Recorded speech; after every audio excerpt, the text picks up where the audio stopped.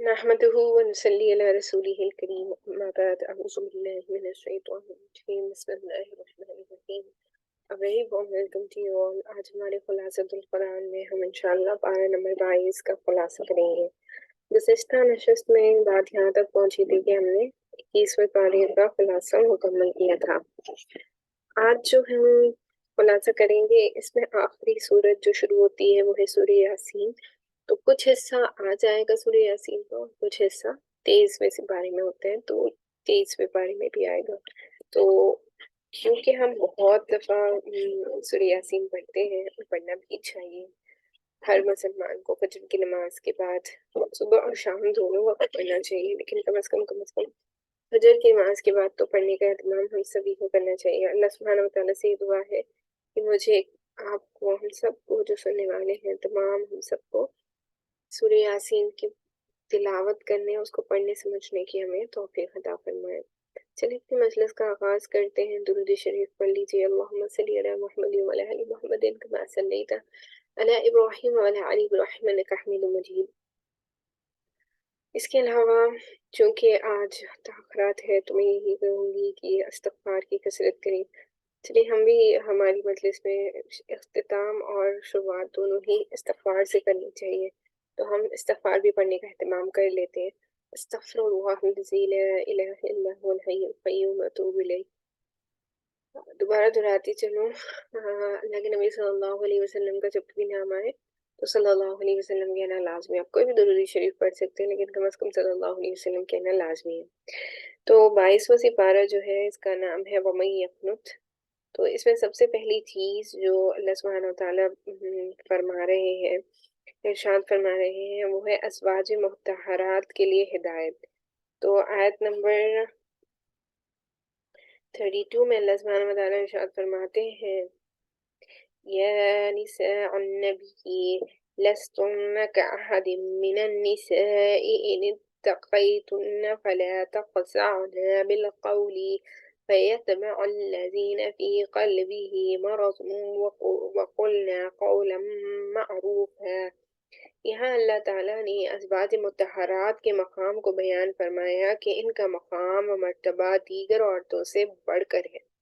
तो तमाम उम्महातुल मोमिनीन जितनी भी अल्लाह के नबी सल्लल्लाहु अलैहि वसल्लम की अज़वाज मुत्तहरात गुज़री हैं, ये तमाम की तमाम दीगर औरतों से उनका रुतबा और दर्जा बहुत बुलंद व बाला है। इसके बारे में अल्लाह ने यहाँ पे इरशाद फरमाया, इसीलिए अगर वो तक़वा इख्तियार करेंगी तो सवाब भी दुगना मिलेगा, अगर गुनाह करेंगी तो अज़ाब भी दुगना मिलेगा।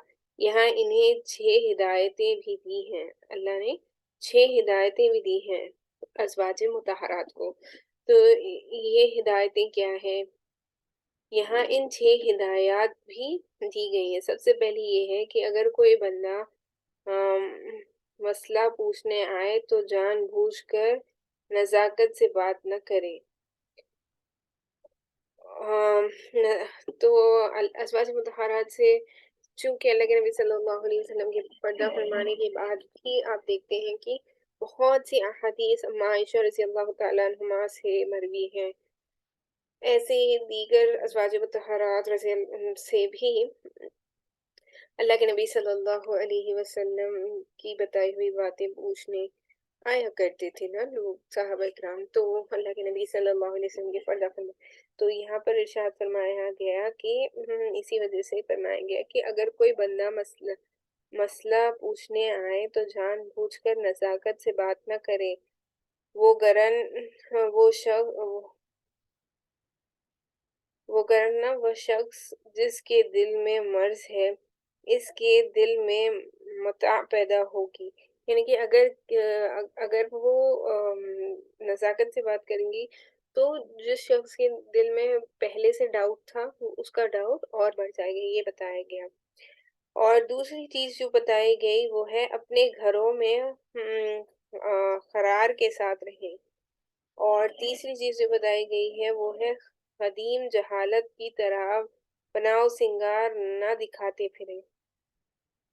अल्लाह माफ़ करे, अल्लाह माफ़ करे, ये हम आज भी कर रहे होते हैं ना, बनाव सिंगार जो कर रहे होते हैं लोग दुनिया के लोगों को दिखाने के लिए कर रहे हैं। तो यहाँ पर तो ازواج مطہرات مخاطب ہو کر اللہ نے فرمایا جب وہ اتنی پاکیزہ عورتیں تھیں، اتنی پاکیزہ ان کی زندگی تھی، ان کو اللہ نے فرمایا، تو پھر ہم کہاں پر آتے ہیں نا؟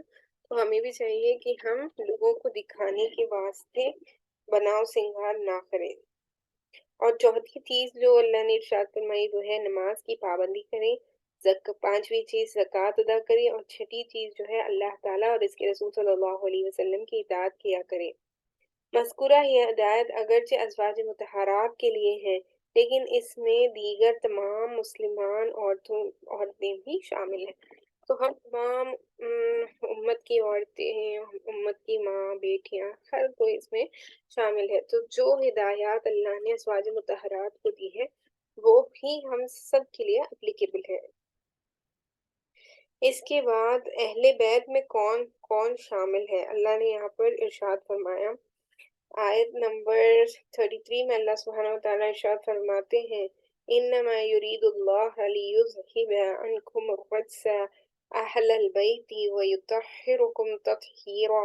مذکورہ ہدایت پر عمل کرنے کا فائدہ اور نتیجہ یہ ہوگا کہ ازواج مطہرات سے اللہ تعالیٰ گندگی کو دور رکھ کر ایسی پاکیزگی عطا فرمائیں گے جو ہر طرح سے مکمل ہوگی۔ سیاق و سباق، مقابل اور معابد میں ازواج مطہرات ہی کا ذکر چل رہا ہے، اس لیے ازواج مطہرات تو اہل بیت کا براہ راست مصداق ہے۔ یعنی کہ معاذ اللہ آپ دیکھتے ہیں کہ ایسے بھی گروہ ہیں جو اپنے آپ کو ایمان والے کہتے ہیں، لیکن ازواج مطہرات میں سے تمام ازواج مطہرات کو وہ نہیں مانتے اور صرف خدیجہ رضی اللہ تعالیٰ عنہ کو مانتے ہیں، اور دیگر امہات المؤمنین جو ہے، ازواج مطہرات جو ہے، ان کی شان میں گستاخی کرتے ہیں۔ تو یہاں پہ اس آیت کے ذریعے اللہ نے بتا دیا کہ سب سے پہلے اللہ کے نبی صلی اللہ علیہ وسلم کے اہل بیت میں شامل کون ہیں؟ آپ کی ازواج مطہرات۔ تو پھر اہل سنت والجماعت کا عقیدہ یہ ہے کہ اہل بیت میں پہلے پیغمبر کی بیویاں ہیں، پھر پیغمبر کی اولاد ہیں، پھر اولاد کی اولاد، اور پھر داماد شامل ہیں۔ تو یہ تمام جو ہیں اہل بیت میں شامل ہیں۔ کون کون ہو گئے؟ دوبارہ دہراتی چلوں، سب سے پہلے تو پیغمبر کی بیویاں، دوسری چیز پھر پیغمبر کی اولاد، پھر تیسری چیز پھر اولاد کی اولاد، جو اولاد ہے ان کی بھی اولاد، وہ بھی اہل بیت میں شامل ہے، اور پھر ان کے جو داماد ہیں وہ بھی سارے اہل بیت میں شامل ہے۔ آیت کے سیاق و سباق، مقابل اور معابد سے ازواج مطہرات تو اہل بیت کا براہ راست مصداق ہیں، جبکہ عموم الفاظ اور صحیح مسلم کی حدیث کے مطابق چاروں بیانات چاروں بنات، جن کی چار بیٹیاں تھیں نا، حضرت زینب، حضرت ام کلثوم، حضرت رقیہ اور حضرت فاطمۃ الزہرا رضی اللہ تعالی عنہما، اور ان کی اولاد اور حضرت علی رضی اللہ تعالی عنہ شامل ہیں۔ اس آیت کی مزید تفصیل، اہل بیت کا مصداق اور اعتراض کے جوابات آپ دیکھ سکتے ہیں۔ مصنف کی کتاب ہے دروس القرآن، اس میں آپ میں اسی مقام پر آپ اور زیادہ وضاحت سے ڈیٹیل میں اگر اس ٹاپک کو پڑھنا چاہتے ہیں تو آپ دروس القرآن جو کتاب ہے مولانا الیاس سمن کی، اس میں آپ اس کا ملاحظہ فرما سکتے ہیں۔ اگلی چیز جو اللہ نے یہاں پہ ارشاد فرمائی ہے وہ ہے حکم خدا اور حکم مصطفیٰ کے سامنے سر تسلیم کم، یعنی کہ سر جھکانا اور اللہ کے نبی صلی اللہ علیہ وسلم کی بات کو ماننا۔ تو یہاں پر اللہ سبحانہ وتعالیٰ ارشاد فرماتے ہیں، وَمَا كَانَ لِمُؤْمِنٍ وَلَا مُؤْمِنَةٍ إِذَا قَضَى اللَّهُ وَرَسُولُهُ أَمْرًا أَن يَكُونَ لَهُمُ الْخِيَرَةُ مِنْ أَمْرِهِمْ۔ اس آیت کا شان نزول یہ ہے کہ جب آپ صلی اللہ علیہ وسلم نے حضرت حضرت زید بن حارثہ کا نکاح اپنی پھوپھی کی بیٹی حضرت زینب بنت جہش کے ساتھ کرنا چاہا تو حضرت زینب اور ان کے بھائی عبداللہ بن جشن کو یہ بات ناگوار گزری، کیونکہ حضرت زید آزاد کردہ غلام تھے، جبکہ حضرت زینب قریشی خاندان سے تھیں۔ صاف ظاہر ہے کہ اونچے خاندان والی عورت کا ایک آزاد کردہ غلام سے نکاح معیوب سمجھا جاتا تھا۔ تو اللہ تعالیٰ نے اس آیت کو نازل فرمایا کہ جب اللہ تعالیٰ یا اس کے رسول کسی کام کا فیصلہ فرما دیں تو پھر کسی مومن اور مومنہ کی شان کے لائق نہیں کہ وہ اس فیصلے قبول نہ کرے۔ اس آیت کے نزول کے بعد دونوں بھائی بہن نے سرخم تسلیم کیا اور نکاح پر راضی ہو گئے رضی اللہ تعالیٰ عنہما۔ تو جو صحابیات تھی انہوں نے اللہ کے نبی صلی اللہ علیہ وسلم کا حکم مانا اور اپنا سر جھکا کر دل سے اس بات کو مان لیا جب قرآن مجید کی آیت نازل ہوئی۔ اس کے بعد اگلی چیز جو ارشاد فرمایا ہے وہ ہے حضرت زید اور زینب رضی اللہ تعالیٰ عنہما کا واقعہ بھی یہاں پر ارشاد کیا گیا ہے۔ تو آیت نمبر 37 میں اللہ سبحانہ وتعالیٰ ارشاد فرماتے ہیں وَإِذْ تَقُولُ لِلَّذِينَ أَنْعَمَ اللَّهُ عَلَيْهِمْ وَأَنْعَمْتَ عَلَيْهِ أَمْسِكْ عَلَيْكَ زَوْجَكَ وَاتَّقِ اللَّهَ وَتُخْفِي فِي نَفْسِكَ مَا اللَّهُ مُبْدِيهِ وَتَخْشَى النَّاسَ۔ آپ صلی اللہ علیہ وسلم نے حضرت زید بن حارث رضی اللہ تعالیٰ عنہ کا نکاح اپنی پھوپھی کی بیٹی حضرت زینب رضی اللہ تعالیٰ عنہما سے کرا دیا۔ چونکہ زینب بنت جش اور اونچے خاندان سے تھیں اور حضرت زید آزاد کردہ غلام تھے، اس لیے ان کی آپس میں انبن رہتی تھی۔ بالآخر حضرت زید نے نبی کریم صلی اللہ علیہ وسلم سے طلاق دینے کے لیے مشورہ کیا۔ آپ صلی اللہ علیہ وسلم نے فرمایا اللہ تعالیٰ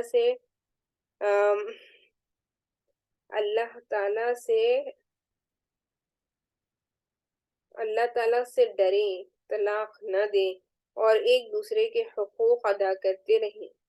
اللہ تعالیٰ نے نبی کریم صلی اللہ علیہ وسلم کو وحی کے ذریعے آگاہ فرما دیا تھا کہ طلاق ہوگی۔ اس کے بعد آپ حکم خداوندی سے حضرت زینب سے نکاح کریں گے۔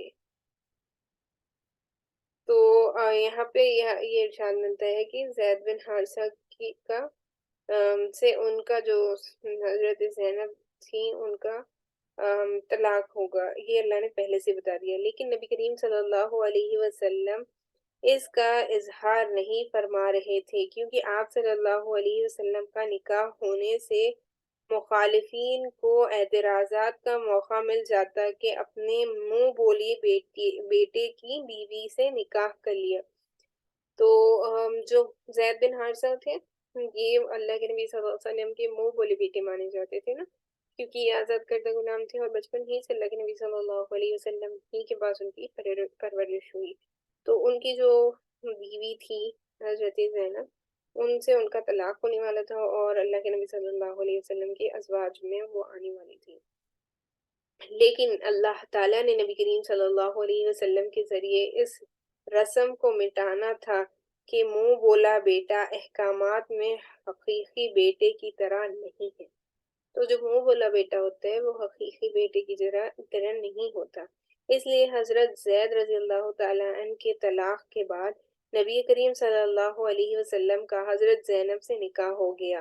اگلی آیت میں فرمایا کہ آپ صلی اللہ علیہ وسلم کسی مرد کے نسبی باپ نہیں، لیکن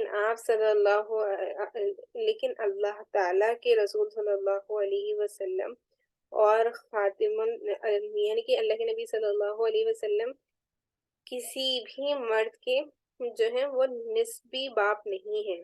نسبی مطلب آپ سمجھ سکتے ہیں جو ڈائریکٹ فادر ہوتے ہیں، ان کو نسبی فادر کہا جاتا ہے نا، لینیج جس سے چل رہا ہوتا ہے، تو نہیں ہے، لیکن آپ صلی اللہ علیہ وسلم کے ہیں، آپ اللہ تعالیٰ کے رسول ہیں اور خاتم النبیین ہیں صلی اللہ علیہ وسلم۔ تو اس کے بارے میں یہاں پہ ارشاد فرمایا،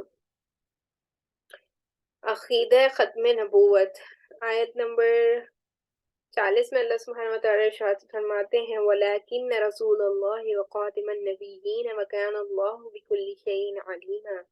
اہل سنت والجماعت کے عقیدے کے مطابق نبی کریم صلی اللہ علیہ وسلم تمام نبیوں میں سب سے آخری نبی ہیں۔ آپ صلی اللہ علیہ وسلم کو نبی ماننا بھی ضروری ہے اور آخری نبی ماننا بھی ضروری ہے۔ جو آپ صلی اللہ علیہ وسلم کو نبی نہ مانے وہ بھی دائرہ اسلام سے خارج ہے، اور جو نبی مانے مگر آخری نبی نہ مانے وہ بھی دائرہ اسلام سے خارج ہے۔ تو یہ بہت اہم عقیدہ ہے کہ ہم تمام کا یہ عقیدہ ہونا چاہیے کہ اللہ کے نبی صلی اللہ علیہ وسلم کے بعد اب کوئی نبی آنے والا نہیں ہے۔ اگر کوئی یہ کلیم کرتا ہے کہ میں اللہ کا نبی ہوں تو گویا یہ جھوٹا اور آپ سمجھے فیک ہے۔ He is a کذاب، اللہ کے نبی صلی اللہ علیہ وسلم نے فرمایا کذاب ہے وہ شخص۔ اس کے بعد اللہ سبحانہ وتعالیٰ نے خاتم النبیین صلی اللہ علیہ وسلم کی 5 صفات کو بیان کیا ہے۔ تو اللہ نے یہاں پر آیت نمبر 45 میں ارشاد فرمایا، یا ایھا النبی انا ارسلناک شاہدا ومبشرا ونذیرا۔ یہاں 2 آیات میں نبی پاک صلی اللہ علیہ وسلم کی 5 صفات بیان کی گئی ہیں۔ آپ صلی اللہ علیہ وسلم قیامت کے دن اپنی امت یا دیگر انبیاء علیہ السلام کی امتوں پر گواہی دیں گے۔ جب گزشتہ امتیں اپنے نبیوں کی تکذیب کرے گی، بشارت دینے والے ہیں، یعنی خوشخبری دینے والے، شفاعت کرنے والے اور ڈرانے والے، اور اللہ تعالیٰ کے حکم سے اللہ تعالیٰ کی طرف بلانے والے ہیں، اور ایسے چراغ ہیں جو امت کو روشنی دیتے ہیں۔ تو جو نبی ہوتے ہیں وہ روشنی کا ذریعہ ہوتے ہیں، ہدایت کا ذریعہ ہوتے ہیں نا تمام امت کے لیے۔ یہاں پہ یہ ساری چیزیں بیان کی گئی۔ تو خاتم النبیین صلی اللہ علیہ وسلم کی خصوصیات کو بھی اللہ نے آیت نمبر 50 میں ارشاد فرمایا، یا ایھا النبی انا احللنا لک ازواجک التی آتیت اجورہن وما ملکت یمینک مما آفاء اللہ علیک وبنات عمک وبنات عماتک۔ یہاں سے نبی کریم صلی اللہ علیہ وسلم کی چند ایک خصوصیات بیان ہو رہی ہیں۔ نمبر 1، 4 سے زائد بیویاں آپ کے لیے حلال ہیں۔ صرف اور صرف اللہ کے نبی صلی اللہ علیہ وسلم کے لیے 4 سے زائد بیویوں کو اللہ نے حلال کیا۔ پھر نمبر 2، مال فی میں جو باندی آپ کی ملکیت میں آ جائے تو وہ آپ کے لیے حلال ہے۔ خاصیت اس طرح ہے کہ تقسیم سے پہلے آپ کسی باندی کو لے سکتے ہیں۔ تقسیم سے پہلے کسی باندی کو اللہ کے نبی صلی اللہ علیہ وسلم چن سکتے ہیں، اور اللہ نے اس باندی کو بھی جب وہ آپ کی ملکیت میں آ جائے اس کو آپ کے لیے حلال فرمایا۔ یہ اللہ کے نبی صلی اللہ علیہ وسلم کی خصوصیت تھی۔ اور نمبر 3، آپ صلی اللہ علیہ وسلم کے لیے چچا کی بیٹیاں، پھوپھی کی بیٹیاں، ماموں کی بیٹیاں اور خالہ کی بیٹیاں صرف وہ حلال ہیں جنہوں نے آپ صلی اللہ علیہ وسلم کے ساتھ ہجرت کی۔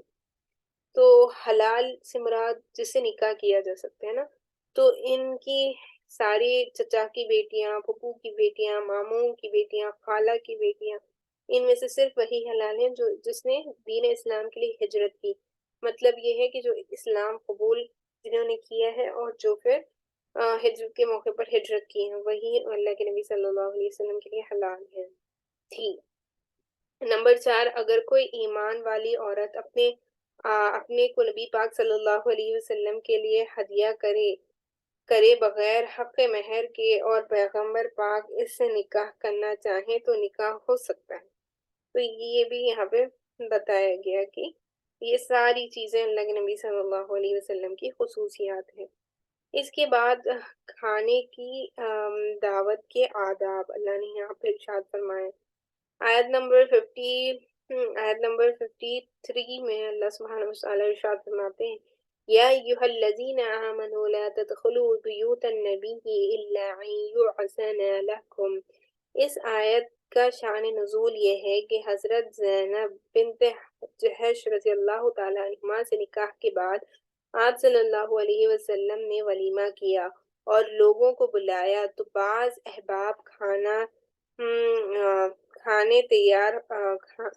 تیار ہونے سے پہلے آ گئے۔ اب حضور اقدس صلی اللہ علیہ وسلم کا گھر تو چھوٹا تھا، بیٹھنے کی جگہ نہیں تھی، تو حضرت زینب دیوار کی طرف رخ کر کے بیٹھ گئیں۔ کھانا کھا لیا گیا لیکن بعض لوگ نہیں اٹھے اور وہیں پر باتیں کرنے کے لیے جم کر بیٹھ گئے۔ رسول اللہ صلی اللہ علیہ وسلم کو یہ ناگوار گزرا تو آپ اٹھ کر باہر تشریف لے گئے۔ آپ جب واپس آئے تو دیکھا کہ لوگ پھر بھی بیٹھے ہوئے تھے۔ اس سے آپ کو ناگواری ہوئی تو ان لوگوں کو احساس ہوا اور وہ اٹھ کر چلے گئے۔ اس آیت میں فرمایا کہ 3 باتوں کا خیال رکھنا چاہیے۔ جن کو کھانے پر بلایا جائے صرف وہ آئے، جن کو بلایا جائے صرف وہی جائے۔ تو دعوت کا بھی یہ اصول ہے، جس کو دعوت دی جائے صرف وہی جائے۔ کھانے سے پہلے جا کر نہ بیٹھیں، اس سے میزبان کو مشغول ہونا پڑتا ہے۔ لیکن جو میزبان ہوتا ہے اس کو آپ کو اٹینڈ کرنا پڑتا ہے نا، تو جب آپ کو بلایا جائے جو اسپیسیفائڈ ٹائم دیا گیا ہے میٹنگ کا، اسی وقت آپ جائیں۔ اور پھر آج بھی ان آداب کی رعایت ضروری ہے، یہ یہاں پر ہم سبھی کو اہتمام کرنا چاہیے۔ اس کے بعد ازواج مطہرات سے نکاح کی حرمت، یہاں پہ ارشاد فرمایا گیا وَمَا كَانَ لَكُمْ أَن تُعْذُوا رَسُولَ اللَّهِ وَلَا أَن تَنكِحُوا أَزْوَاجَهُ مِن بَعْدِهِ أَبَدًا۔ اس آیت سے ازواج مطہرات سے نکاح کی حرمت نص قطعی سے ثابت ہو رہی ہے۔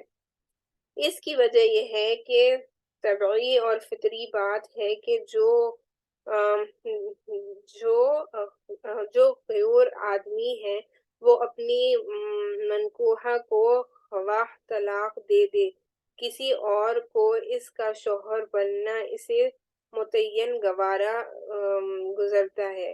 عام بندے کی طبعی ناگواری کا خیال نہیں رکھا گیا، لیکن پیغمبر پاک صلی اللہ علیہ وسلم کے اس طبعی تقاضے کا اللہ تعالیٰ نے خیال فرمایا ہے، اور آپ صلی اللہ علیہ وسلم کو یہ اعزاز دیا ہے کہ پیغمبر صلی اللہ علیہ وسلم کی بیویوں سے کبھی نکاح نہ کرنا، کہ ان سے نبی کو طبعاً ناگواری محسوس ہوگی۔ یعنی کہ اللہ کے نبی صلی اللہ علیہ وسلم کے پردہ فرمانے کے بعد بھی ازواج مطہرات نے پھر دوبارہ کسی سے نکاح نہیں کیا، اس وجہ سے، کیونکہ اللہ کے نبی صلی اللہ علیہ وسلم کو طبیعتی ناگواری گزرتی۔ اس کے بعد اگلی چیز جو اہم ہے، جو ہم سبھی کو کان کھول کر سننا چاہیے، وہ ہے پردے کا حکم۔ تو اللہ سبحانہ وتعالیٰ یہاں پر ارشاد فرماتے ہیں یا ایھا النبی قل لأزواجک وبناتک ونساء المؤمنین یدنین علیہن من جلابیبہن۔ اللہ تعالیٰ نے اپنے پیغمبر صلی اللہ علیہ وسلم سے فرمایا کہ اپنی بیویوں، اپنی بیٹیوں اور ایمان والی عورتوں سے فرمائیں کہ وہ پردہ کریں۔ تو پردے میں اب کون کون سی چیزیں شامل ہیں؟ یہاں پر یہ بات اہم یاد رکھیں کہ اکثر لوگ یہاں پر اسپیشلی ویسٹرن کلچر میں یہاں پر بہت غلط کلچر ہے کہ آپ صرف اپنا ہیڈ کور کر لیں تو آپ حجاب کر رہے ہوتے ہیں and that is what is required, لیکن یہ بالکل غلط ہے۔ پردے میں انسان کا جو ہے مطلب عورت کا جو ہے چہرہ بھی شامل ہے، نقاب بھی شامل ہے۔ کیوں؟ کیونکہ سب سے پہلا اٹریکشن جس سے مرد اٹریکٹ ہوتا ہے، ہم نے گزشتہ باروں کی تفصیلات جو ہم خلاصہ کر رہے تھے اس میں بھی دیکھا کہ آدمی ہمیشہ عورت کے چہرے سے سب سے زیادہ متاثر ہوتا ہے۔ تو جب ہم چہرے کو ہی پردہ نہیں کریں گے تو اس کے لیے بچنا بھی مشکل ہوگا اور ہمارے لیے بھی وہ گناہ کا سبب ہوگا۔ تو اس آیت سے پردے کا حکم ثابت ہو رہا ہے۔ یہ حکم صرف ازواج مطہرات کے ساتھ خاص نہیں ہے، بلکہ تمام ایمان والی عورتوں کو حکم دیا گیا ہے کہ جب وہ اپنے گھر سے باہر نکلیں تو بڑی چادر اوڑھ لیں۔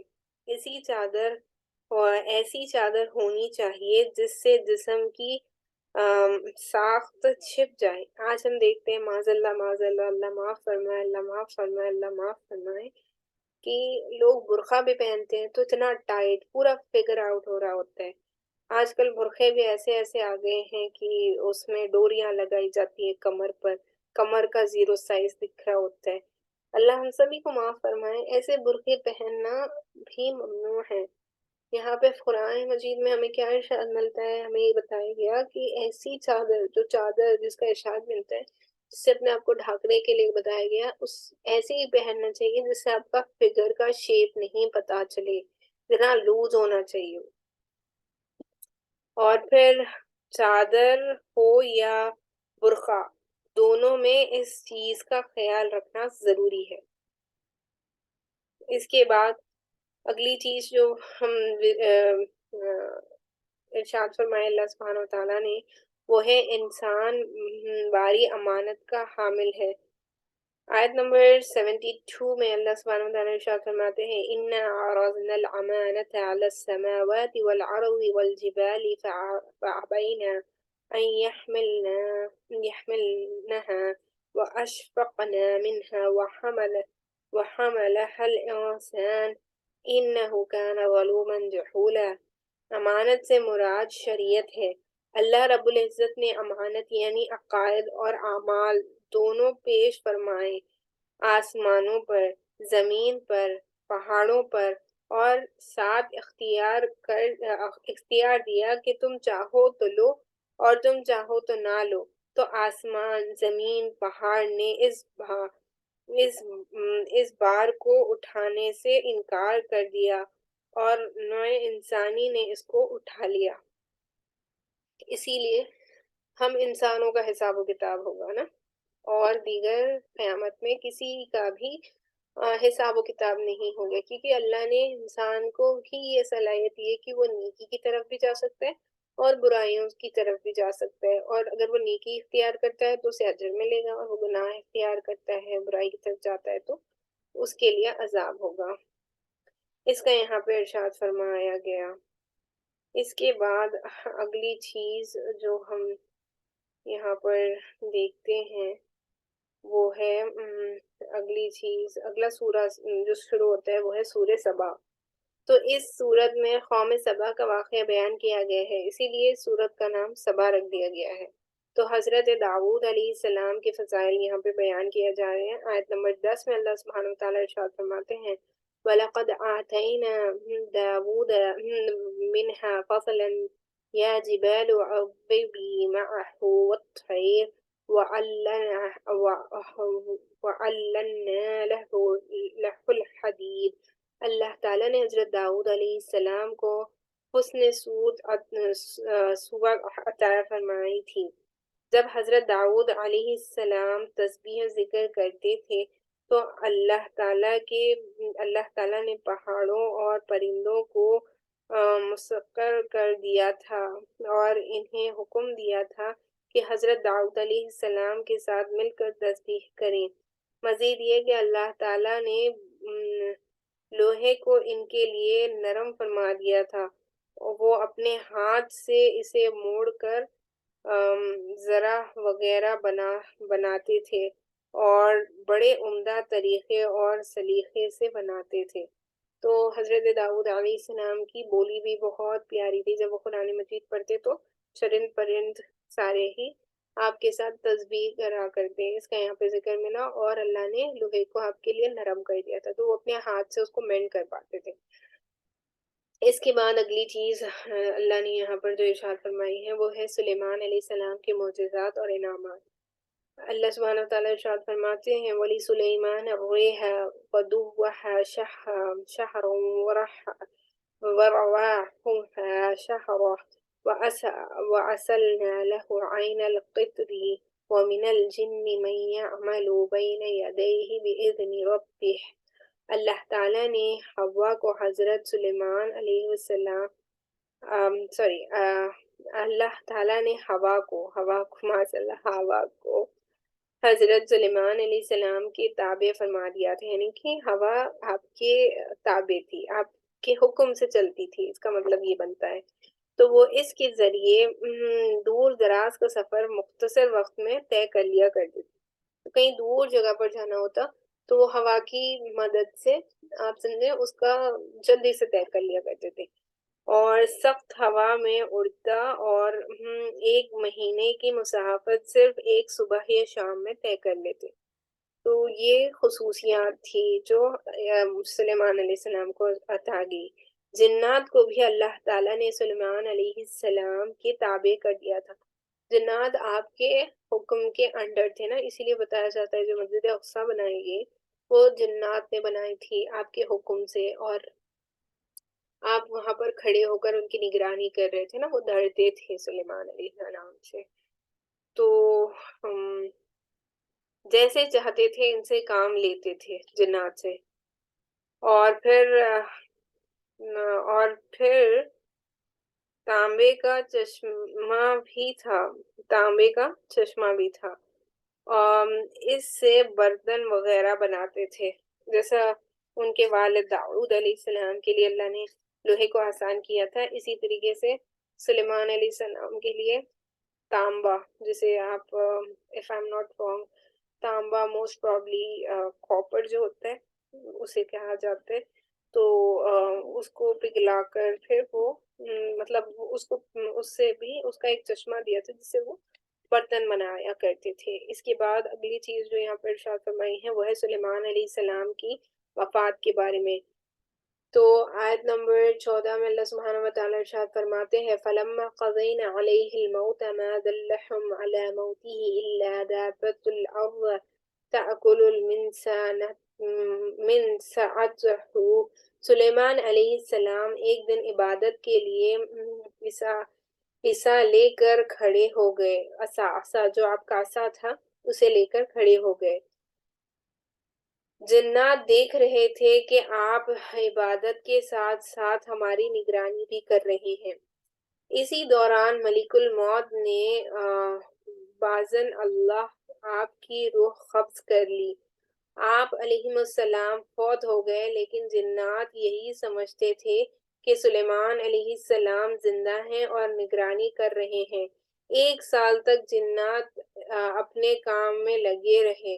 جب تعمیر کا کام مکمل ہوا تو اللہ نے دیمک کے کیڑے کو بھیجا، اس نے سلیمان علیہ السلام کے عصا کو کھایا، عصا ٹوٹ کر سلیمان علیہ السلام زمین پر گر گئے۔ پھر جنات کو پتہ چلا کہ سلیمان علیہ السلام کو فوت ہوئے تو 1 سال گزر گیا ہے اور ہم کام میں لگے رہے۔ اس سے 2 باتیں مقصود تھیں، ایک بیت المقدس کا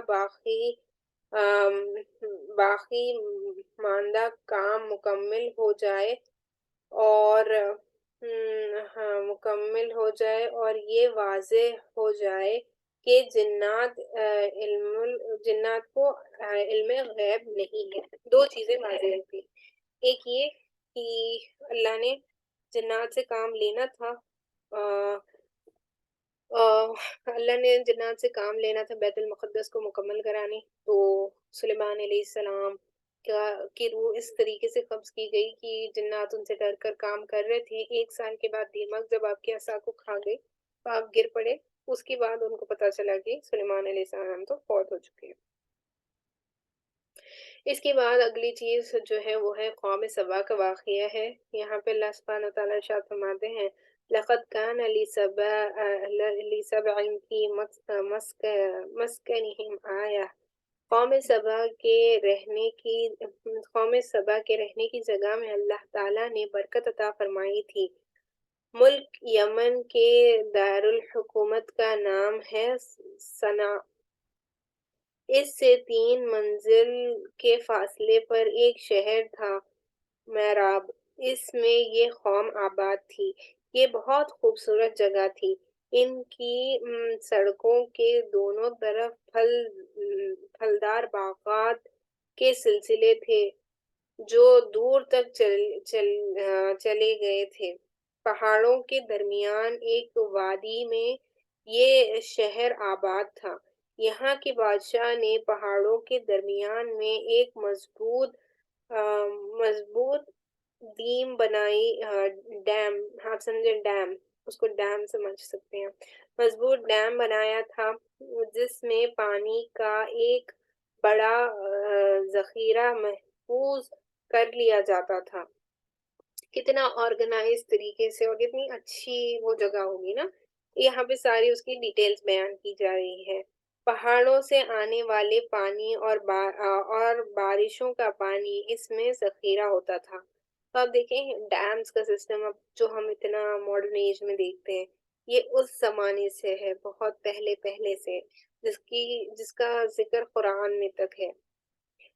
پھر جب انہوں نے اللہ تعالیٰ کی اس عظیم نعمت کی ناقدری کی تو اللہ تعالیٰ نے بند توڑنے کے لیے چوہے بھیجے۔ تو ان کے اوپر کس طریقے سے عذاب ہے؟ چوہوں کو اللہ نے بھیجا۔ ان چوہوں نے بنیاد کو کاٹا، وہ بند ٹوٹ گیا اور تباہی اور بربادی ہو گئی۔ جو ڈیم انہوں نے بنایا تھا یا جو باندھ تھی، جو رکاوٹ تھی، جیسے وہ رکا ہوا تھا پانی، وہ تمام کا تمام پانی اس کی بنیاد میں اللہ نے چوہوں کو چھوڑ دیا، تو انہوں نے بنیاد کو کھوکھلا کر دیا اور پھر وہ ٹوٹ گیا اور پانی اس سے بہہ گیا اور یہ تمام کے تمام غرق ہوئے۔ اس کی بعد اس کا یہاں پہ ارشاد فرماتے ہیں، اس کے بعد غور و فکر کی دعوت۔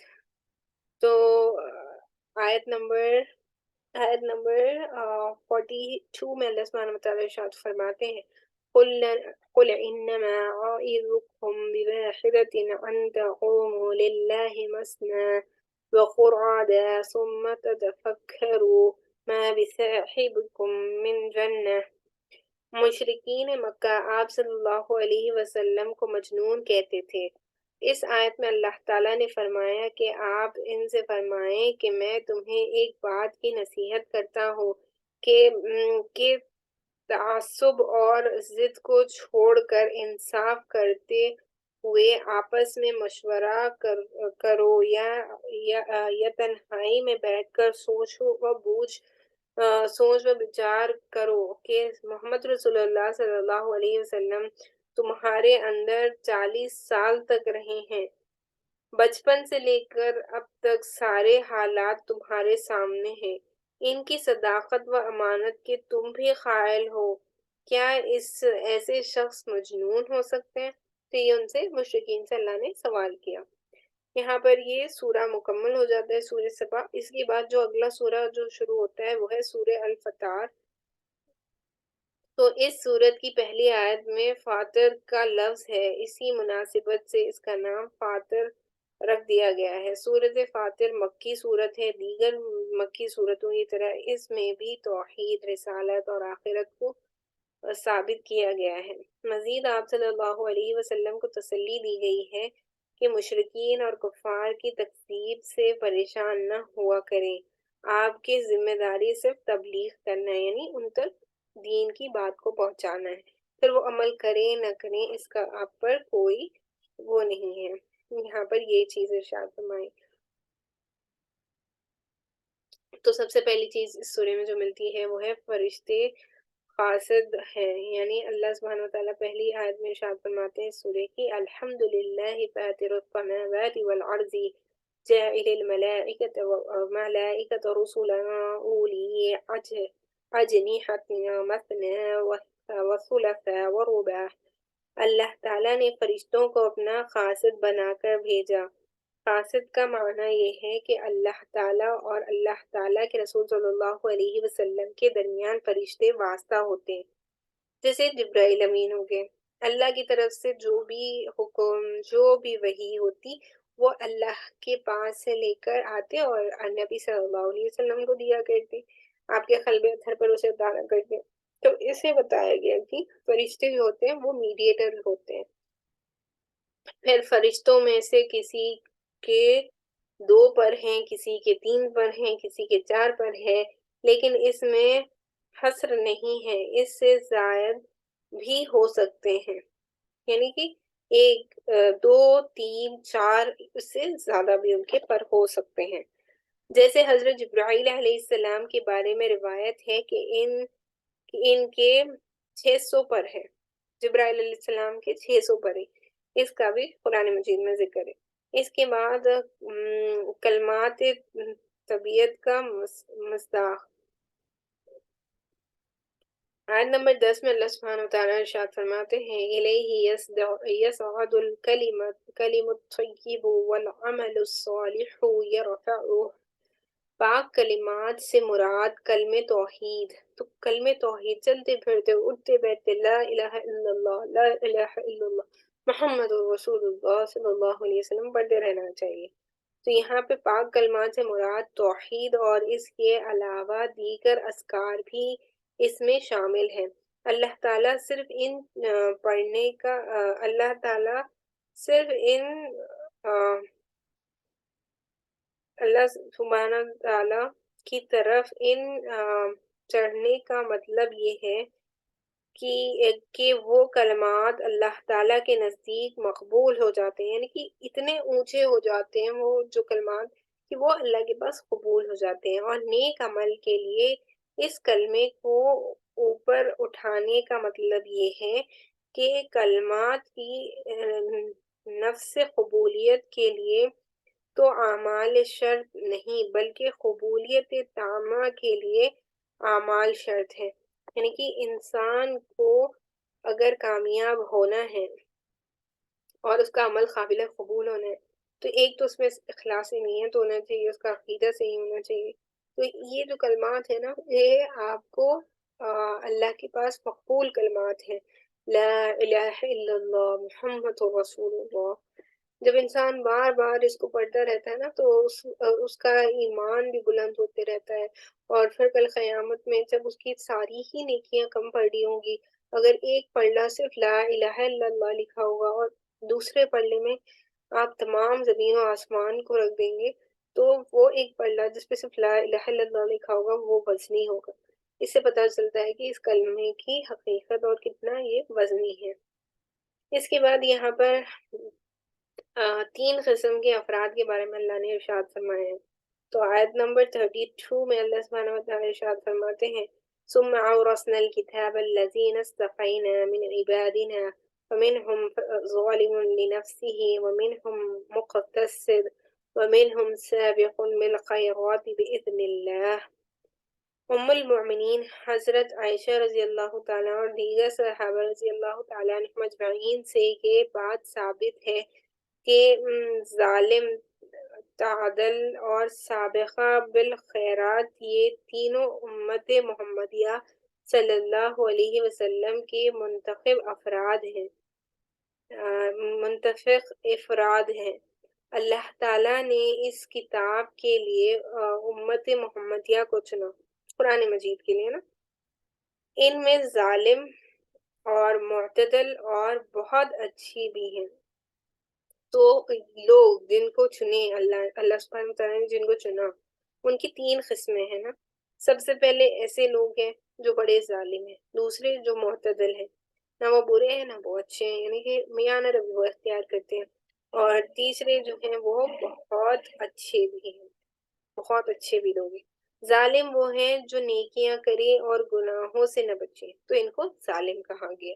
پھر معتدل وہ ہیں جو حلال کام کرتے ہیں اور حرام سے بچتے ہیں لیکن مکروہات سے نہیں بچتے اور مستحبات کو نہیں کرتے۔ سابق بالخیرات وہ ہیں جو حلال کام کرتے ہیں اور حرام کام سے بچتے ہیں اور مستحبات اپناتے ہیں اور مکروہات سے بچتے ہیں، لیکن اس کے باوجود بعض مباح چیز جن کے کرنے کی اجازت ہے وہ انہیں عبادت میں حد درجے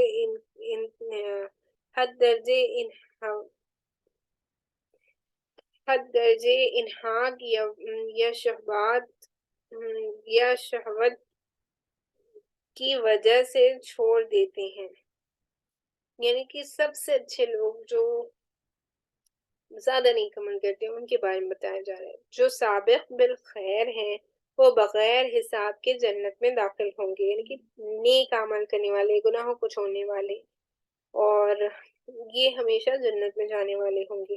جو مقصد یعنی معتدل ہیں اور وہ اللہ تعالیٰ کی رحمت سے جنت میں داخل ہوں گے، کیونکہ وہ بھی تو گناہوں سے بچنے کی کوشش کرتے ہیں نا، اور نیک عمل بھی کرتے ہیں۔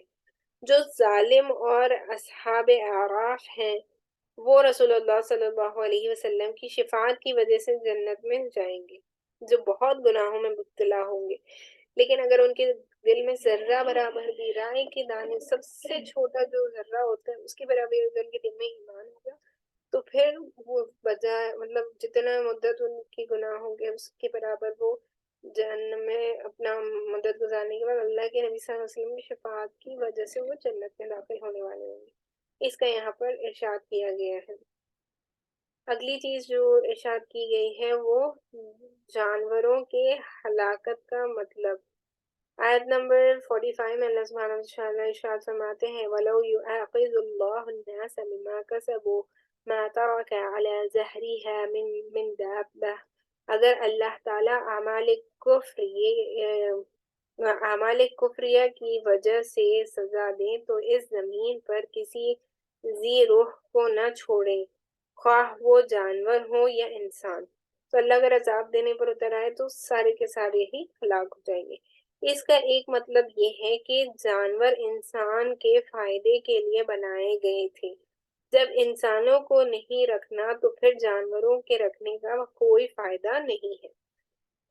یہاں پر سورہ فاتر مکمل ہو جاتا ہے، لیکن 22 سے پارے میں سورہ یاسین شروع ہوتا ہے، لیکن کیونکہ سورہ یاسین کی ساری مطلب خلاصہ اگر آپ دیکھیں گے اس کے جو پوائنٹس کوریج ہے، مناسب یہ ہوگا کہ ہم اس کو ایک ہی ساتھ میں کمپلیٹ کریں نا، تو انشاءاللہ اسی وجہ سے ہم یہاں پر ہمارے 22 سے پارے کو مکمل کر لیتے ہیں۔ وآخر دعوانا ان الحمدللہ رب العالمین۔